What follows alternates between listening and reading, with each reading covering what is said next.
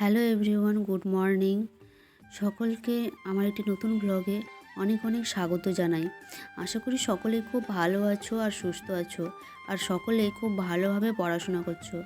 আমি সকালে ঘুম থেকে উঠে ছাদে চলে গেছি, আর ছাদে গিয়ে একটু দৌড়াদৌড়ি করে নিলাম, কারণ শরীরটা ফ্রি লাগবে। তারপরে এসে আমি একটু টু ডু লিস্ট বানিয়ে নিয়েছিলাম।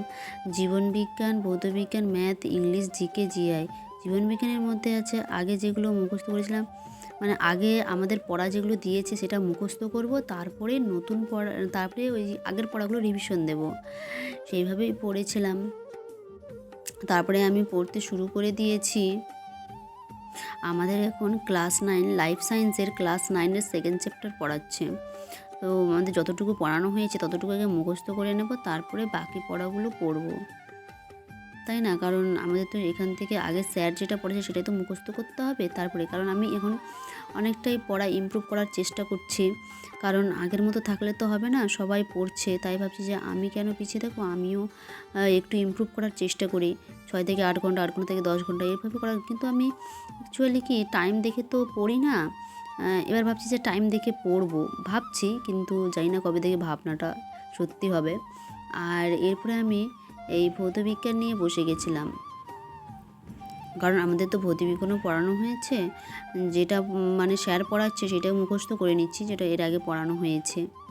তারপরে ভৌতবিজ্ঞান করানোর পর আমি অঙ্ক করছিলাম, কারণ অঙ্ক আমাদেরকে বলে দিয়েছে স্যার পরীক্ষা নেবে, যেগুলো মানে আমাদের এতদিনে যা হয়েছে তা থেকে আমাদের পরীক্ষা নেবে বলেছে, মানে সবগুলো থেকেই পরীক্ষা নেবে স্যার। তো সেই জন্য আমি প্র্যাকটিস করছিলাম, আর সেই জন্য আর অন্য কোনো পড়া হয়নি। টু লিস্টে যেমন ছিল, ইংলিশ ছিল, জিকে ছিল, জিআই ছিল, তো করা হয়নি।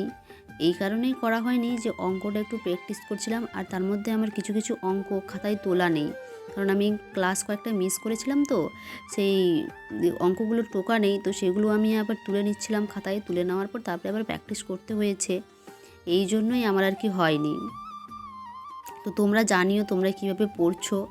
আমি তো এইভাবেই পড়ছি, আমাদের কোচিংয়ে যেভাবে বলে সেভাবেই পড়ি। তোমরা একটু জানিও তোমরা কীভাবে পড়ছো, তাহলে সে অনুযায়ী দেখি আমি যদি চেষ্টা করতে মানে আর কি আরও পড়ার আর কি ইমপ্রুভ করার চেষ্টা করব।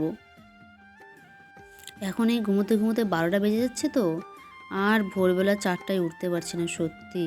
একবারে সকাল হয়ে যাচ্ছে, সকালে ঘুম ভাঙছে, কারণ 12টায় ঘুমোলে 4টার দিকে তো ওঠা সম্ভব না, আমার পক্ষে সম্ভব না। এখন কেউ উঠতে পারে, কারণ আমি তো গাধা।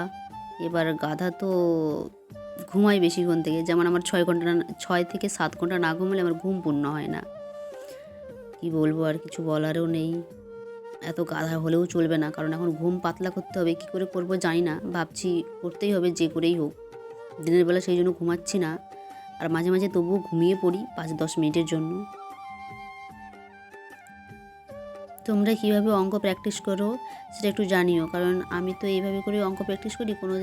আমাদেরকে তো স্যার বলেছে 20টা করে অঙ্ক প্র্যাকটিস করতে, তো আমি প্রতিদিন 20টা করে পারি না, কিন্তু চেষ্টা করি। এখন পরীক্ষা নেবে বলে আমাকে বেশি বেশি করে করতে হবে, কারণ এই 20টা করে দেখলে তো হবে না, আমাদের পরীক্ষা নেবে, তাই ভাবছি বেশি করেই করব। কারণ অঙ্কতে 10 নাম্বার থাকে, 10 নাম্বার তো আর এমনি না। 10-এর মধ্যে যদি 8 পাই তবুও তো অনেক। তার জন্য অঙ্কটাকে ভালো করে প্র্যাকটিস করতে পারে। প্র্যাকটিস না করলে অঙ্কটা একদিন যদি প্র্যাকটিস না করি না, পরের দিন আর করতে ইচ্ছে করে না, আর মনে হয় যে সব কিছুই ভুলে গেছি। আর প্রতিদিন যদি করি তাহলে না, সব কিছুই মনে থাকে। ঠিক আছে, আজকের ভিডিওটা এই পর্যন্তই। টাটা।